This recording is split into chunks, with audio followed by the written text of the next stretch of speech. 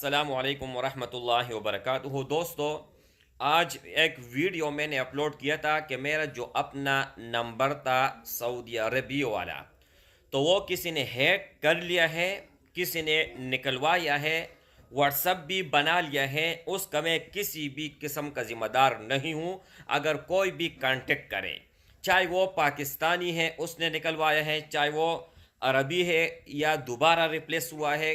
अब मैंने strip to verification WhatsApp के ऊपर लगाया है मेरे भाई, तो वो किस तरह उसके ऊपर कोई व्हाट्सअप बना सकता है। और जो मैंने लोगो लगाया था चैनल का वही लोगो है, सेम टू सेम हर चीज़ उसमें अवेलेबल है। एक बात हो गई।